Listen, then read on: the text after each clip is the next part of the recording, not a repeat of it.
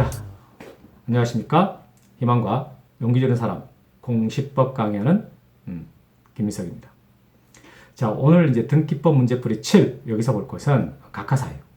각하사유하고 그 다음에 직권말수요. 그러니까 각하사유에 해당하는데도 불구하고 이게 기록이 됐을 때 그때 이제 어떻게 하느냐 이거잖아요. 직권말수 할 수 있는 거냐 없는 거냐 이와 관련된 문제인데 자 먼저 자 13번 문제 보도록 하겠습니다.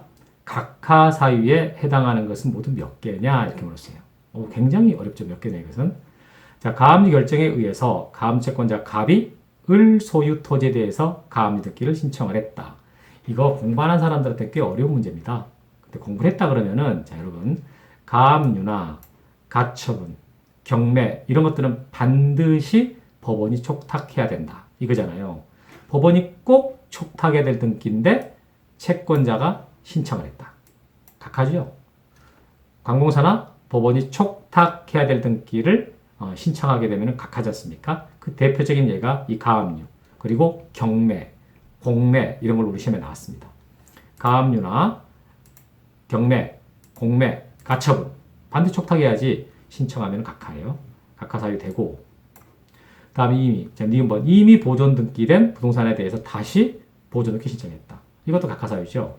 그러니까 이미 보존 등기 돼 있다라는 말은 등기 기록 만들어져 있는데 또 보존 등기 해달라 그런다. 그럼 중복 등기 됩니다.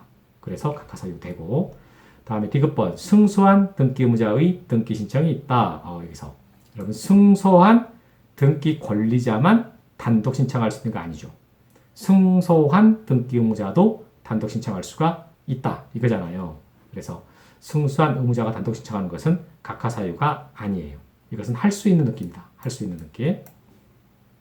다음에 리을번 공동상속인 중 일부가 자기의 상속 지분만에 대해서 상속등기 신청했다 이랬어요. 여러분 전원보상이라고 외우고 있죠. 전원보상. 전원명의로 꼭 해야 될 것이 보존등기와 상속등기다. 그래서 1인이 자기 지분만 보존등기 해달라고 한다거나 상속인 중 1인이 자기 상속 지분만 상속등기 해달라고 그러면 각하돼요. 그래서 이거 일부가 자기 지분만에 대한 상속등기 해달라고 신청했으니까 이것도 2호 위반으로 각하됩니다. 각하사유.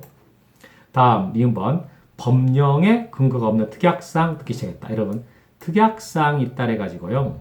이거 아무거나 다 할 수 있는 거 아니에요. 반드시 특약상을 등기하려면 법령에 근거가 있어야 됩니다. 그래서 이것도 각하사유죠. 이거 예로서 우리 시험에 나왔던 게 그 전세권은 양도금지 특약이나 담보제공금지 특약을 할 수 있잖아요. 그러니까 만약에 전세권에 대한 양도금지 특약을 신청했다 그러면 각하사유가 아니에요. 그러나 지상권은 자유롭게 처분할 수도 있지 않습니까? 그런데 그 지상권 자유롭게 처분하고 담보 제공할 수 있음에도 불구하고 지상권 양도금지 특약, 지상권 담보제공금지 특약 이런 걸 했다. 그럼 그건 각하되는 거예요. 민법에서 허용되지 않으니까. 자 이렇게 해서 각하사에 해당하는 건 모두 몇 개입니까? 라고 할 때 지금 기역, 니은, 리을, 미음 이 4개가 2호 위반으로서 각하사유가 됩니다. 4번이네요. 자, 그 다음에 이제 우리가 봐야 될 것은 이제 14번 문제 보도록 하겠습니다. 자, 직권으로 말소할 수 없는 것이 무엇입니까? 라고 물었거든요. 직권으로 말소할 수 없다. 여러분, 직권으로 말소할 수 없다라는 말은요, 1호나 2호 위반이 아니다. 그 말이에요. 각하사유 중에서 1호하고 2호 위반 등기는 직권말소가 되잖아요. 근데 1호나 2호 위반 아닌, 즉 3호 이하 위반으로 기록된 등기는 직권말소 대상이 아니다. 이렇게. 그러면 자, 갑소유 토지에 대해서 의뢰 주의토지 통행권이 되어 있다. 여러분 주의토지 통행권은 등기할 수 없는 권리거든요. 등기할 수 없는 권리를 등기해달라고 신청했으면 안 했어야 됩니다. 안 했어야 되는데 해놨다. 그럼 그건 2호 위반으로서 직권말소 대상이 된다. 다음에 2번 지상권에 대한 양도금지 특약. 방금 제가 말했어요. 여러분 지상권에 대해서는요. 이게 양도금지 특약할 수는 없습니다. 그러니까 이게 특약됐다 해서 아무거나 쓰는 게 아니고 법령에서 허용돼야 되는데 이것 허용 안 돼요. 민법에서 금지하고 있어요. 물권법정지에 반한 거라 2호 위반으로서 직권말소 대상이 된다. 3번 자, 갑소유 농지에 대한 전세권. 우리 이건 정말 잘 알죠. 농지에다가 전세권 못하게 돼 있잖아요. 그래서 이것도 2호 위반으로서 2호 위반으로서 직권말소 대상이 된다. 다음에 4번 일부 공유 지분만에 대한 소유권 보존 등기다. 앞에서 제가 이 존엄보상이라는 말 했잖아요. 반드시 존엄명의로 꼭 해야 될 등기가 상속등기와 보존등기인데 이 보존등기 일부 지분만 해달라 했을 때 안 했어야 됩니다. 2호 위반으로서 안 했어야 돼. 근데 기록돼 있어.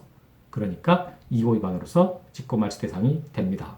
그래서 1, 2, 3, 4번은 전부 다 2호 위반이기 때문에 직권말소가 되는데 5번 위조된 갑의 등기필 정보에 의한 갑으로부터 을로의 소유권 이전 등기다라고 했어요. 여러분 위조된 등기필 정보면은 당연히 등기를 안 했어야 되잖아요.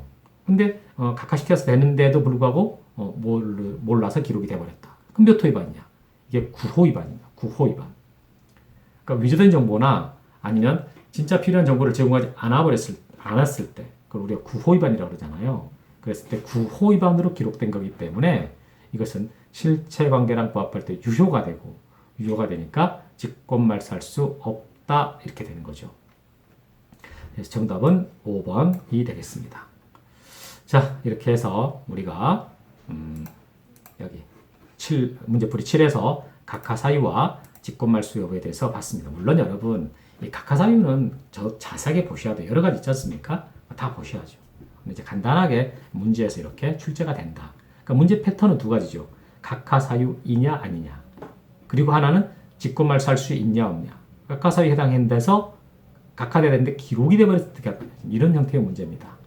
자 이렇게 해서 대표적인 문제니까 이걸 바탕으로 해서 좀 더 확장해서 공부하셔야죠. 네, 수고하셨습니다.